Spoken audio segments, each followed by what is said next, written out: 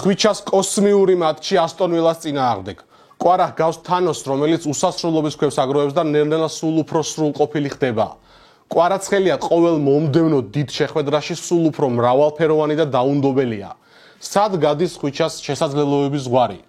რა იქნება მას შემდეგ, როდესაც 6-ვე ქვას შეაგროვებს? ანუ რა მოხდება მაშინ, როდესაც კვარაცხელიას საუკეთესო ვერსიას ვიხილავთ? ცრუცხრიანი ჩემპიონთა ლიგის მეოთხედფინალების ანალიზით დაგიბრუნდათ. მოდი დროს ნუღა გავწევთ და გადავიდეთ უკვე ტაქტიკურ ანალიზზე. პირველი შეცდომა, რომელიც უნაი ემერიმ დაუშვა, იყო შემადგენლობის შერჩევის დროს. ლივერპულს რადგეც აყარა პარი სენ-ჟერმენ, ყველა ვნახეთ, რამდენად სწრაფ ფეხბურთელები ყავს პარიზელებს და წესით ძალიან კარგად უნდა გააანალიზებინა ემერის ეს ყველაფერი, თვითონაც პრემიერ ლიგის წარმომადგენელია და აი ასეთ 11-ეულით პარიზში არ უნდა დაეწყო. ეს ყველაფერი მატჩის მსვლელობამ დაგვანახა. ახლა რაც შეეხება უკვე ვიდეოებს და კონკრეტულ შეცდომებს და ხვიჩას ჯადოსნობებს, ამ ყველაფერს ერთად ვადევნოთ თვალი. იქამდე კი აუცილებლად დაალაიქეთ ვიდეო, 2 წამის საქმეა და გამოიწერეთ კრისტალ სპორტის YouTube არხი. პირველი კადრი პენალტის ეპიზოდი, გვეგონა რომ პენალტი იქნებოდა და რომ არ ამდგარი იყო კვარაცხელია აი ამ დარღვევის შემდეგ. ანუ კადრს ხედავთ რა, რამდენი ფეხბურთელი გახსენდებათ, ესეთი კითხვა მაქვს, რომლებიც ამ სიტუაციაში ესე უცებად გებოდნენ და გააგრძელებდნენ თამაშს. ალბათ რავი 99% აქ ძირს გორვას დაიწყებდა და მოითხოვდა პენალტს და რაღაცა ვიდეო რეფერი და ასე შემდეგ. წივილი-კივილი მოკლედ რა. რავი მესი კვარა და 1-2 ფეხბურთელი კიდე შეგვიძლია გავიხსენოთ ისტორიიდან, ვინც აი საჯარიმოში ესე დინამიურ ეპიზოდში აშკარად ფეხი დაუდეს და წაიცა. სხვა თემა, ეხა ვარს რო ენახა და შეიძლება კონტაქტი არ მიეჩნია შესაბამისად და არ დაენიშნა პენალტი, ამას არ გამოურიცხავ, რა თქმა უნდა. უბრალოდ ეს იმდენად დინამიური მომენტი იყო, რომ შეხება აშკარად იყო აქ და თვითონ კვარაცხელიას ხასიათში არ არის ბუნებაში ეგეთი რაღაცა, რომ აი ოდნავ მიბიძგეს, წამაქციეს კი დარღვევა, მაგრამ აგძელებს მაინც რა და ის არ არის და რომ აი მიარდა ნეიმარი რომ და ესე რომ გადავარდებოდა მეორე იაროსე რო ადიოდა ის სოფლიო ჩემპიონატის ცნობილი მიმი ხო გახსოვთ რო წაიქცა და როგორავდა და რავი რამდენი ვიდეო აუწყვეს მე ეგეთი ტიპი არ არის ხვიჩა რა და აქაც გამოჩნდა ეგ მომენტი დავიჭირე რომ აი ეს ხასიათი და ეს ბოლომდე სანამ არ მართლა ჩააკლავენ და კოჩში არ ურტყამენ გამეტებით ან უკან კუნთში ისე შანსი არ არის რომ თავისი და გააფორმოს და რაღაცა მოითხოვოს პენალტი სხვათა შორის პენალტის ეპიზოდი რომელიც ჩემი აზრით იყო მეორე ტაიმში ეგ მოხდა და მაგ ვიდეომდაც მივალთ მე მივადექით ახლა პირველ განსახილველ ეპიზოდს, რომელიც 27 წუთზე მოხდა, ნუნო მენდეშს ეხება საქმე, პორტუგალიელი რომ ძალიან უნივერსალია დაცვაში, მესამე ცენტრალურ მცველს ხშირად თამაშობს და ასე შემდეგ ეს ყველაფერი კარგად ვიცით,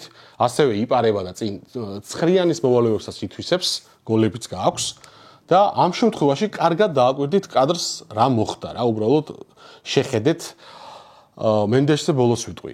დუე და ჰაკიმი არიან ფლანგებზე გადაწეული მაქსიმალურად აუტის ხაზის მხარეს. ბურთით არის ფაბიან რუისი. მასთან ცენტრში მანევრს აკეთებს ვიტინია, შემოწეულია დემბელეც 9 ნომერის პოზიციიდან არის უკან ამოწეული და დგას ცენტრში. ანუ ამ სამ კაცს დაბმულიყავს მეტოქის 4 მოთამაშე. კვარაცხელია ამ ეპიზოდში არის უკვე 9 ნომერზე შეწეული და იქ 2 ცენტრალურ მცველს აბამს. და ჯოკერი ბონუს კაცი ამ შეტევაში არის მენდეში, რომელიც ისე უწყინარად მიაბიჯებს ცენტრში შეიპარა და უცებ ეს ყველაფერი არის შემთხვევითობა არა, ეს არის წარმოუდგენელი, რომ შემთხვევით ასე გადანაწილდნენ ფეხბურთელები რა. შეიპარა მენდეში და აქ ფაბიან რუისის ბურთი არის, იცით რა უნდა ქრას და ტუკ გადაუგდო პასი, გაასწრო მცველებს და უბრალოდ აქ დარტყმა გაუცუდდა მენდეშს. აი ამ დამუშავებულმა კომბინაციამ როდესაც პოზიციებს ძალიან იცვლიან ფეხბურთელები, უკვე მატჩის ბოლოს, სულ ბოლო წუთზე გამოიღო შედეგი, ამას დაუბრუნდებით და კარგად დაიმახსოვრეთ ეს მონაკვეთი. ახლა მინდა დეზირე დუეზე ვისაუბრო, მოკლედ და რამდენიმე ვიდეო შემოგთავაზოთ, ფანტასტიკური გოლი გაიტანა, ძალიან მოუმატა და ბარკოლას ამოაგდო ძირითადიდან, ლეკიპი რატო წერდა, კვარა იქნება სკამზე და დუე ბარკოლა დემბელე შეუტევს, რომ არ ვიცი, ეს გამოსცემა ხვიჩას ერჩის. მესამედ დაწერა უკვე, რომ სკამზე დარჩებაო. ლივერპულთანაც სკამზე ტოვებდნენ. ნუ კაი, ეგ დავიკიდოთ.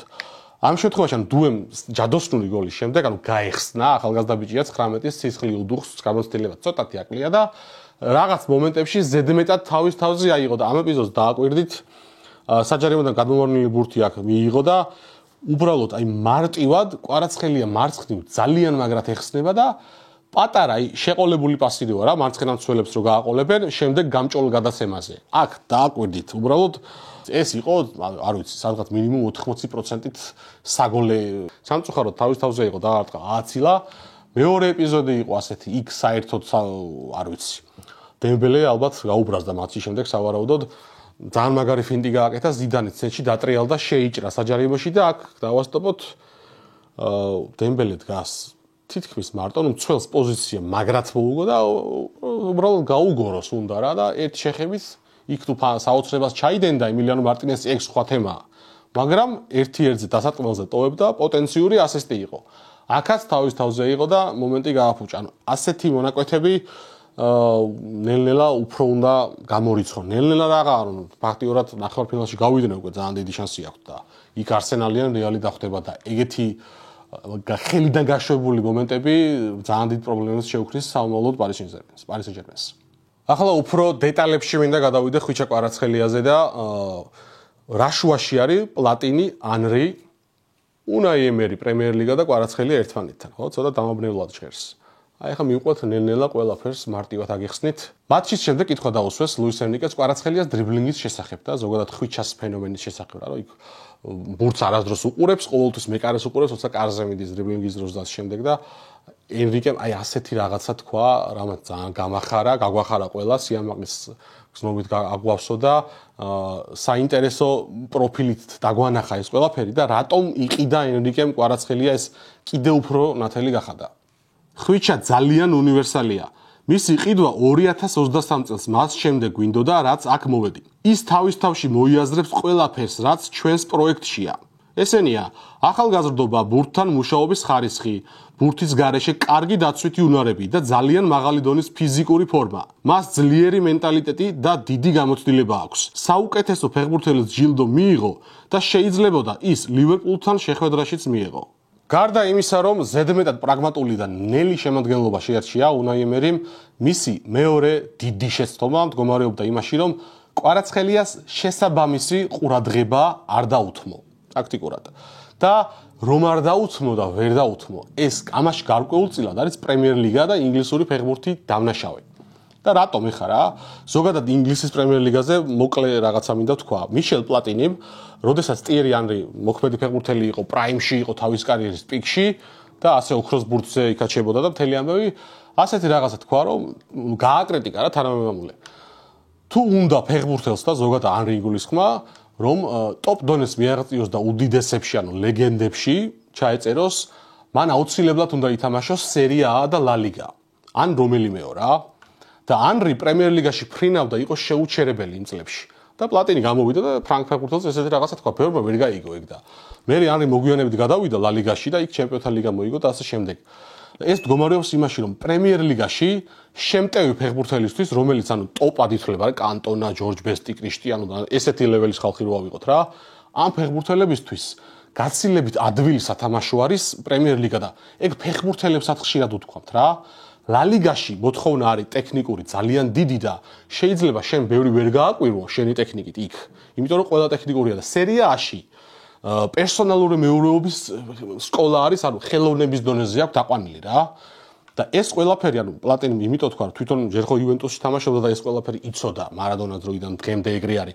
იტალია რაც არ უნდა დასუსტდეს, კვარა პირველად ვიგაშიფრა, ინძაგიმ თავისი საბკაციანი გალიით.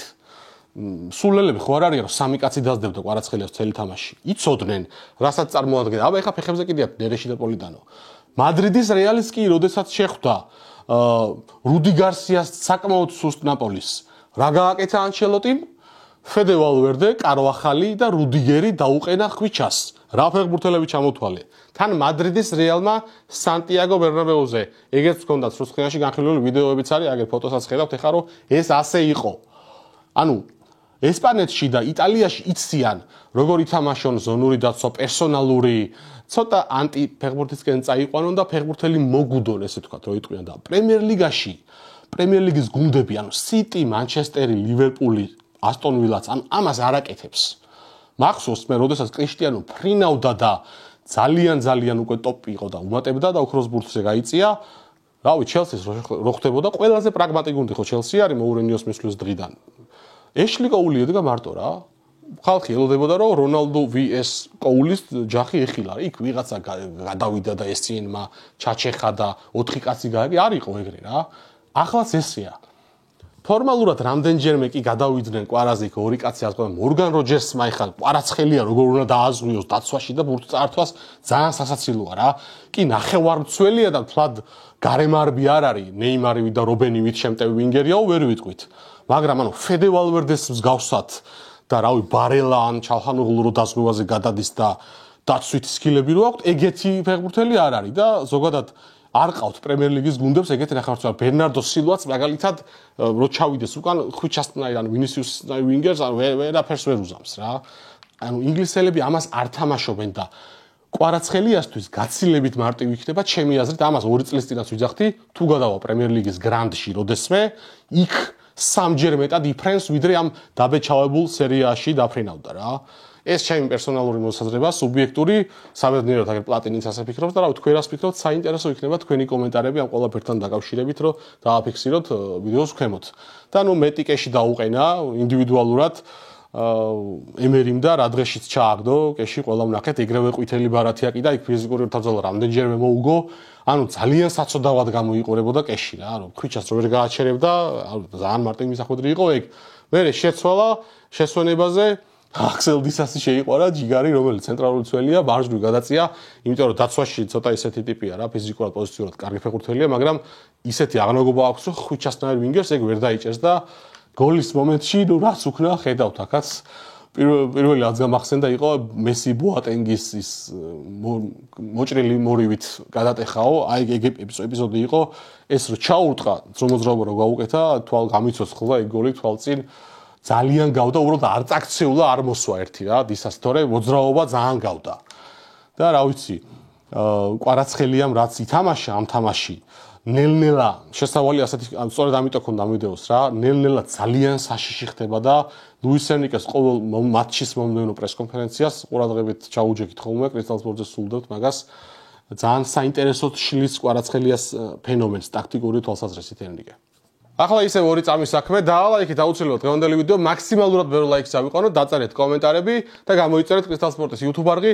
ყველა ვიდეოს სტატისტიკას ვუყურებ, 70% მაყურებლების გამოწერის გარეშე უყურებთ და ჩემი და ჩემი გუნდის შრომა მარტივად შეგიძლიათ ამით დააფასოთ, უმარტივესი რამით subscribe-ს მიესით და ეგ არის რა. გადავიდეთ ახლა 71 წუთზე მოვხდარ ამბავზე. ეს ქართველი გულშემატკივრების საინტერესო თემა არის რა. ნაპოლიდან მოყოლებული არაძლევენ პასს კვარაცხელიას ზოგი ამაზე ღლისრებს ხოლმე, მაგრამ ასეთი ეპიზოდები სამწუხაროდ მართლა ფიქსირდება ხოლმე, ზოგჯერ ამუქებენ, თუმცა ამ შემთხვევაში რეალური იყო. ჯერ იყო ჰაკიმის მომენტი, როდესაც ჩაჭრა ბურთს ცენტრში და აუცილებლად ხვიჩაზე უნდა გაეკეთებინა აქ პასი, სივრცეში იყო, ითხოვდა, იხსნებოდა, ლოგიკურად თუ მიეცა, მისცა მე უკვე დუესაც უკვე კვარაზე უნდა გაეკეთებინა პასი და დასარტყმელზე გადიოდა უკვე ხვიჩა. და საერთოდ აქეთ მოტრიალდა და მე დემბელეს შეტენა ეს პასი და დაიკარგა გაფუჭდა შეტევა.